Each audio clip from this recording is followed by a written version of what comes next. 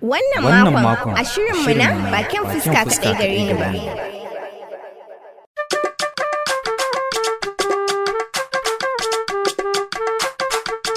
Biyun halittar ɗan adam mace domin irin rawan da take takawa wajen aiki da kula da cikin gida. Idan an ɗauki haƙƙin kula da gidan nan, ita mace da 'yar dabara ce wajen ƙira da amfani da abin da take da shi. Sa'annan tana taimakawa sosai wajen haɗin kan jama'a, kai har da wajen gina ƙasa ma. Idan ba abu mai wuya bane samun ɗa, kula da gida, zuwa gona da yin abubuwa da zai kawo ci gaba, to a gaskiya ya kamata ta samu 'yanci kamar yadda ɗa namiji ke da shi.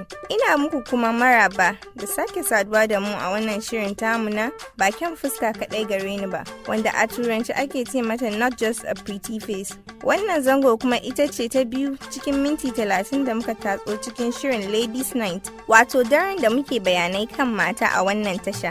Wannan shiri ne da zai wayar da kan mata wajen sanin 'yancinsu. Sunana Amra Ali, kuma a yau za mu tattauna ne akan 'yancin matan wannan ƙasar tamu wato Nigeria. Amma kafin in fara kawo bayanai kan maganar mu ta yau, bari in tunatar da mu bayanan da na kawo satin da ta gabata. Barka da saduwa da mu a wannan sabuwar shiri na bakin fuska kaɗai gare ni ba, wanda a turanci ake ce mata not just a pretty face. Wannan shirin ita ce fanni ta farko cikin shirinmu na Ladies Night. Cikin wannan zango za mu yi bayani ne akan 'yanci da taimakawa waɗanda suka yi fice akan maganganun da za mu yi a wannan shiri a zango na gaba. Zancen mu ta yau, tunda ita ce ta farko, za mu yi magana ne akan 'yanci ga rayuwa, wato right to life. Yan uwa ku kwalle na mata, yan uwa ku kwalle na mata, mata iyayenmu ne su, mata iyayenmu ne su. Menene 'yancin ɗiya mace a wannan ƙasa tamu ta Najeriya? 'Yanci dai wani ƙarfi ne ko rigakafi ne da kundin tsarin mulki na ƙasa ta baiwa tabbaci ko wurin warware matsala a kotu. Daraja 'yancin nan kuma yana nufin ba da cikakken haƙƙi ga mutum. Mata sau da yawa suna faɗawa cikin haɗari, kamar a musu fyaɗe, kai wani sa'in ma har su rasa ransu. Menene 'yancinki a matsayinki na mace kuma 'yar Najeriya? A gaskiya mu ma 'ya'ya mata muna da 'yanci a wurin iyayenmu da malamanmu. Ilimi, addini, tarbiyya, saboda Allah ya bada tsaron mu ne a hannunsu. 'Yanci na in je boko, in zaɓe, in kuma yi rayuwa na zamani. 'Yanci na shine in samu ingantacciyar rayuwa, ilimi mai amfani, ilmantar da ƙannena da na gaba da ni, sannan in ilmantar da waɗanda za su zo bayana.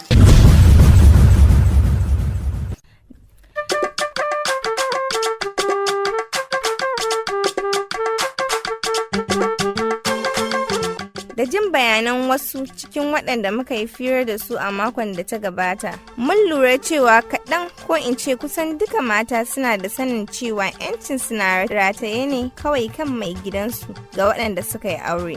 Sauran kuma gani suke yana rataye kan mahaifinsu ne. Ayya! A shirinmu ta yau mun gayyaci wani bako da zai bambanta mana zare daga abawa. Amma kafin nan, mu saurari wannan saƙon wanda ke magana kan abubuwan da ke faruwa cikin gidajenmu, kuma zai ƙara mana fahimtar 'yancin da muke ta magana na mata.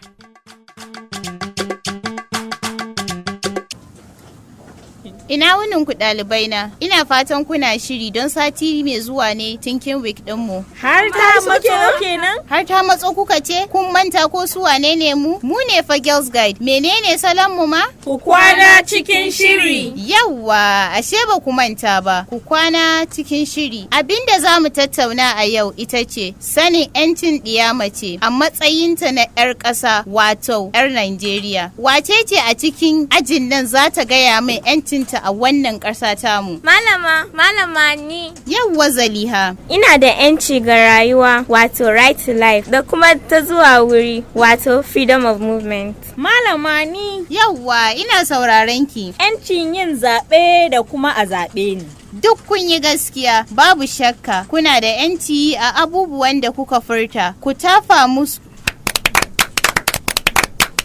A matsayinku na 'ya'yaye mata kuma 'yan Najeriya, kuna da 'yanci abubuwa da yawa. Zan gaya muku wasu yanzu. Sannan kuma zan ba ku dama ku je gida ku ƙaro sanin wasu 'yanci da kuke da su. Idan mun haɗu sati mai zuwa sai mu tattauna kansu. Yawwa, a matsayinku na 'yan ƙasa, kuna da 'yanci ga rayuwa, samun ilimi, 'yancin yin zaɓe da kuma a zaɓe ku. Kamar yadda Safiya ta faɗa, kina da 'yancin samun ingantaccen rayuwa, kina da 'yancin bin addininki da dai sauransu. Malama, zan iya fitowa takarar shugaban ƙasa kenan idan ina so? Babu shakka za ki iya, Zaliha. Amma Abba na ya ce ko nan da shekaru 100 masu zuwa mace ba za ta iya zama shugaban ƙasar Najeriya ba. Abin da ya tara mu kenan a nan. Menene salon mu kuma? Ku kwana cikin shiri.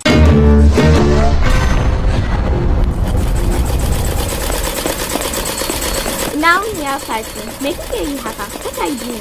Lafiya lau Zulayya, makaranta. Makaranta lafiya? Lafiya me kike yi? Like you can't see I'm sorry. Ba ɗinki kika gani ke yi ba. Yau ne sunan ɗiyar Rahma. Kin santa mana. Tabdi jam. Ta sake haihuwa ne? Ina ga wannan ne haihuwanta na 5 cikin shekara 5. Kai Zulai, ina ruwanki? Gaskiyanki ne, ina ruwana, rayuwanta ne kuma haka ta so ta yi ta. Yawwa, kisa yau ne club day ina a makaranta? Malamar mu kuma Malama Roda ta koya mana sanin 'yancin mu a matsayin mu na 'yan Najeriya. To, gaya min 'yancin ki a matsayin ki ta 'yar ƙasa. 'Yanci na da yawa, ina da 'yancin samun ilimi, yin zaɓe, mu'amala da mutane da dai sauransu. Ta fama kanki da malamarki, amma kin san ba ƙasar Amurka kike ba ko? 'Yancin nan da kika lissafa babu tasirinsu a wannan ƙasa tamu. Je kiki canja kayan makarantarki ki fito ki taya ni aiki. Haba ya Fati, har da ke ma kina da wannan tunanin har yanzu? A gaskiya ya kamata ki canja. Da ni kike wannan maganar? O, fitsara zaki mu? Ya haƙuri fa, ba rashin kunya nake miki ba, amma masu tunani irin naki ke hana yara mata kamar ni mu samu 'yancin mu. Dakata. Abin da aka ce miki kenan a makaranta? Ki wane gaba da ke rashin kunya? Haba mana ya Fati. Tashi ki bani wuri. Wani hayaniya nake ji daga ciki ne? To Zulai ne fa a makaranta aka koya mata yi mana gaba da ita rashin kunya. Zulai, me nike ji haka? Mama ba zagin ta nayi ba. Bayanin abin da aka koya mana a makaranta nake yi. Kuma ta soke bayani na wai ba a ƙasar Amurka nake ba. Wai a Nigeria mu mata ba mu da 'yanci. Don Allah Hajiya, ni barinku nan zan yi, aiki na da yawa da ranan nan. Saurare ni da kyau Zulai, yayanki ta fi ki gaskiya. Manta da abin da malamarki ta gaya miki. Ki bi maganar na gaba da ke, sannan ki bi mijinki in kin yi aure. Kina ji na ko? Mama ki haƙuri fa, amma ban yarda da shawararki ba. I accept your nomination for president. Ikon Allah. Da wasa-wasa shikenan mace ta kusa zaman shugaban kasar Amurka. Kai dai bari, Allah sa ta iya riko da mulkin kasar. Matan yanzu ma daban mamaki suke. Komai ma yanzu zaki ga hannun mace ciki. Ko a lokacin baya dama ce kawai basu samu ba. Ɗazun Fati da Zulai ke ta hayaniya kan maganar irin wannan. Salamu alaikum. Ina wuni baba, ina wuni mama. Lafiya lau, ya makaranta? Lafiya lau baba. Yawwa Hajiya. Me kika ce ya faru tsakanin Zulai da yayanta ɗazuma? Zulai, tunda kina nan, gaya ma babanki abin da ya faru. Baba, a makaranta ne malamar mu ta koya mana 'yancin da mata ke da shi a Nigeria. Shi ne nake gaya wa ya Fati ta mun ƙasa da gwiwa. To gaya min 'yanci ɗaya da kike da shi. Baba, 'yanci na da yawa fa. Ina da 'yanci ga rayuwa, 'yancin samun ilimi, ziyartar wurare da dai sauransu. Malamar mu ta ce kuma mu binciki menene 'yancin mu, sannan mu sanar da wasu. Ina matukar farin ciki da ke ɗayata. Ki tsaya ma 'yancinki a kowane lokaci amma ba tare da yi na gaban ki rashin kunya ba, kin ji ko? To baban, na gode. Salamu alaikum. Wa alaikum salam. A'a, Baba Mima, sannu da zuwa, ya kuke? Muna nan lafiya. Na wuni baba. Kin wuni kalau? Lafiya lau baba, ya su Mima. Suna nan lafiya, sun ci a gaishe ku. Yauwa abokina, Mima na muku maganar 'yanci da mata ke da shi kuwa a gida? Kaman ka san abin da ke damuna. Sai su je makaranta ana cusa masa wata aƙida na daban. Haba Baba Mima, wannan yara da kake gani za su iya zama manyan mutane gobe idan mun ba su dama. Kamara ma Mima baya don ana gina ƙasa ne ta ƙarfafa ma 'ya mace. Gaskiyanka ne kuma zan yi iya bakin kokarina. Allah ya ba su sa'a. Amin.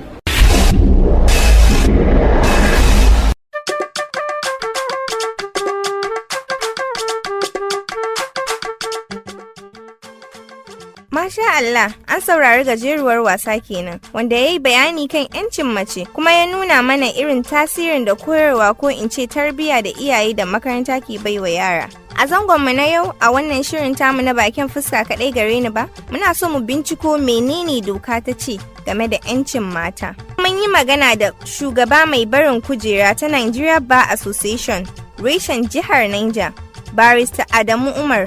How does the law define the rights of a human? Now, let's not say woman or man. Well, when you say the law, the basic law in Nigeria is the Constitution of the Federal Republic. Ya doka ta yi bayanin 'yancin ɗan adam ba tare da an bambanta tsakanin mace da namiji ba. To, idan an ce doka dai, ita dai wani abu ne da ke rubuce cikin kundin tsarin mulkin ƙasa wanda aka tsara. Domin muhimmancin wannan 'yanci kuma an ware chapter guda wanda ke bayani a kanta. Wannan 'yanci kuma shine 'yanci na musamman. Ana kiransu 'yanci ne na musamman domin dukanmu muna buƙatan waɗannan 'yanci a kullum, kuma idan mun ziyarci chapter na 4 a kundin tsarin mulkin ƙasa za mu ganta kuma kamar haka. 'Yanci ga rayuwa wanda idan baka da shi ba za ka mori sauran ma ba. Kana da 'yancin zuwa wuri ba tare da an hana ka ba. 'Yancin ziyartar wurin ibada, siyan ko samun ƙaddarori a ko'ina a wannan ƙasa tamu. Wani 'yanci ne ɗiya mace take da a wannan ƙasa tamu ta Najeriya? Duk 'yancin da namiji zai gadara da shi, ita ma tana da wannan 'yanci. Amma yallaɓai yana da sauƙin faɗi kamar yadda ka furta. Ya sauƙin maganar idan mace matashiya kamar ni ta kai kukanta ga nufin samun 'yanci? Ina ga magana ta dama ce kawai, domin duk inda 'ya mace ta tsinci kanta a yayin da take girma zai taimaka wurin sa ta gane 'yancinta. Ga waɗanda suka girma a birni suna da dama kan waɗanda suka girma a ƙauye. Ilimin iyaye kuma na da rawa da zai taka wajen taimakawa 'ya mace gane 'yancinta. Idan ban manta ba, tsohuwar minista ta ilimi ta Najeriya, Mrs. Obi Ezekwesili, a lokacin da take magana da wata yarinya da ta je wani ziyara, sai yarinyar ta sun koyar da kanta wanda ke nuni cewa tana jin kunya. Da tsohuwar ministar ta ga haka, sai ta sa hannunta ta ɗago fuskanta ta ce, ki tsaya ma 'yancinki a duk inda kika tsinci kanki. Ba ɗiyarta ba ce, amma ga abin da ta ce mata. To kin gani? To a wani shekaru ne zan fara wa ɗiyata bayani kan 'yancinta? Domin sau da yawa ana gaya wa yara mata ku girmama mahaifinku, idan kuma kun yi aure ki girmama mijinki. Zance a nan shine mutane ne ba su gane ko fahimci bayanai da aka yi kan 'yanci ba. Don ko a addinance ba a ce idan wani ya aure ki zama baiwarsa ba. Maganar shekara da za a koya wa 'ya mace maganganu kan 'yancinta kuma shine ina ga duk lokacin da ta fara mallakar hankalinta, a duk lokacin da ta iya bambanta abu mai kyau daga mara kyau. Akwai wasu 'yancin da ba za su yi ma'ana ga yarinya mace ba sai har ta kai wani minzili tukuna. Sau da yawa mukan katse maganan yaranmu idan sun zo wata zance da mu ko magana, kuma ba shi da kyau. Kamata ya yi mu koya wa yaro irin magana da zai furta wa na gaba da shi, ba mu hana su magana kwata-kwata ba. A koya masu yin biyayya, sannan kuma idan an ba su daman yin magana su faɗi magana mai ma'ana. Wannan shine kawai. Yalla bai, idan an ci zarafina a matsayina na ɗiya mace, wane ne mutum na farko da ya kamata in kai wa kukata, ko mai doka ta tsara kan wannan misali?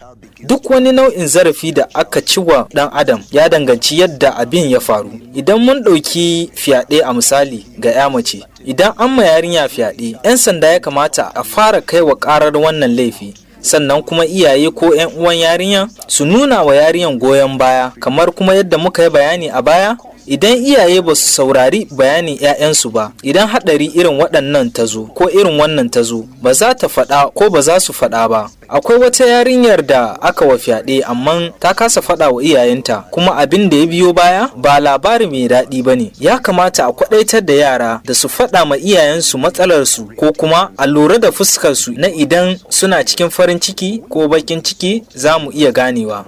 To waɗanda ba su da iyaye ko 'yan uwa fa, wa za su kai wa ƙararsu? Muna da ƙungiyoyi masu zaman kansu da yawa da suke ɗaukan nauyin matsalar da ke zuwa daga 'ya mace, kamar rapa, wanda dama su aikin su ne kare 'yancin mata ko iyali. Sannan kuma duk wani ma'aikatan tsaro za a iya kai kuka a gare ta. Mun gode sosai da bayananka barista. A gurguje, wani sako za ka isar wa masu saurare? Ya mace za ta iya yi ma damar da take da shi kango ne idan bata san 'yancinta ba, amma idan ta sani za ta iya duk abin da ranta ya so, muddin bai karya dokan addini ko dokar ƙasa ba.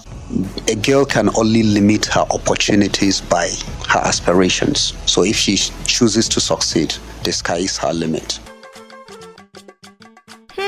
Za ta iya yin duk abin da ranta ya so, muddin bai karya doka ba, kamar yadda barista ya faɗa. To idan ke matashiya ce kuma kina saurare, kin ji bayanan barista. Idan kina da ƙudurin yin ko zaman wani abu, kuma bai saba wa addini ko doka ba, ki ba wannan ƙuduri ƙarfi. Mun gode ƙwarai barista, da fatan za mu ƙara ganin ka idan mun buƙace ka. Mu motsa jiki da wannan ina zuwa.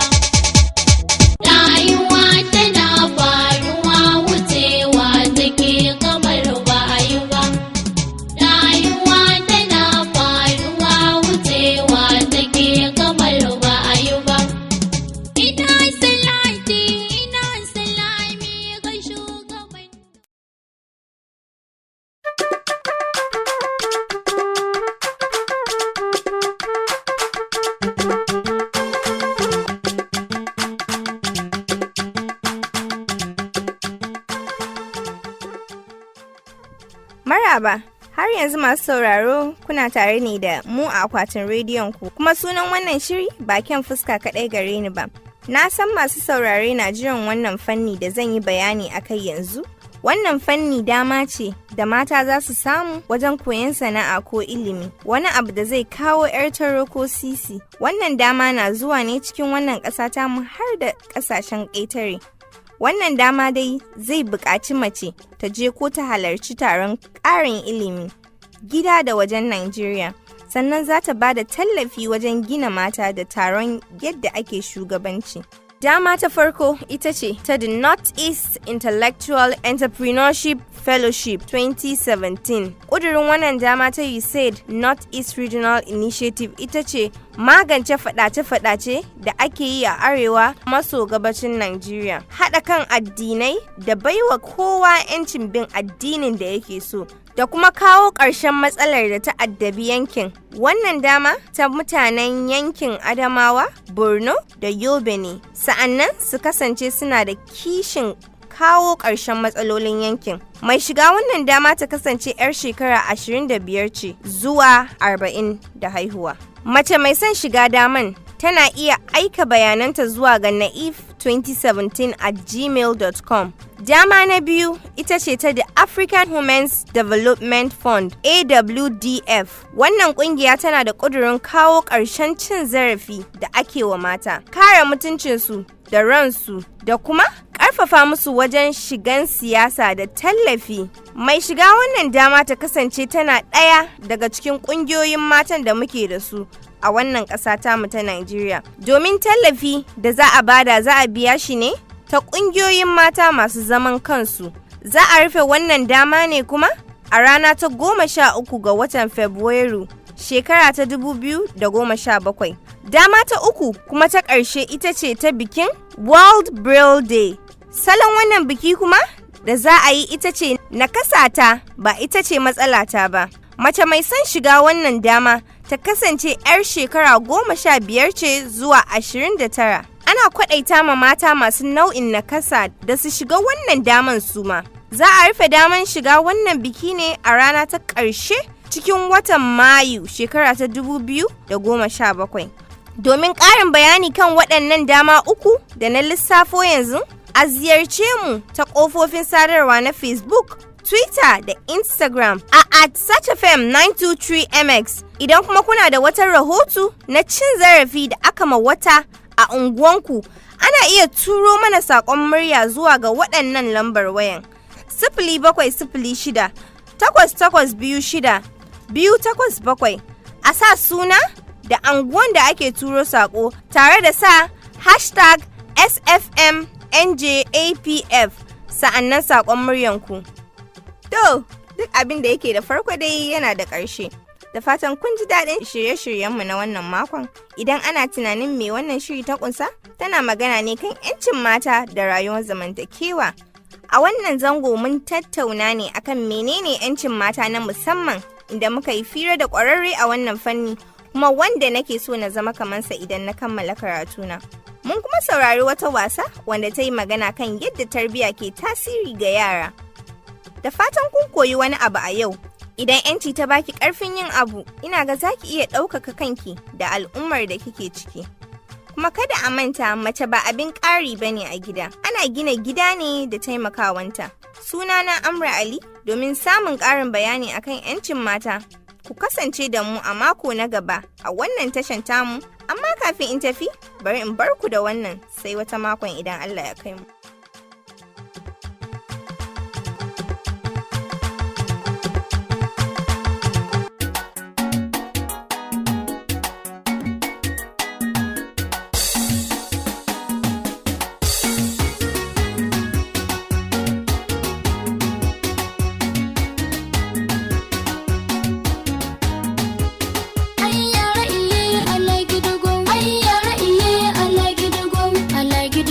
I like it to go.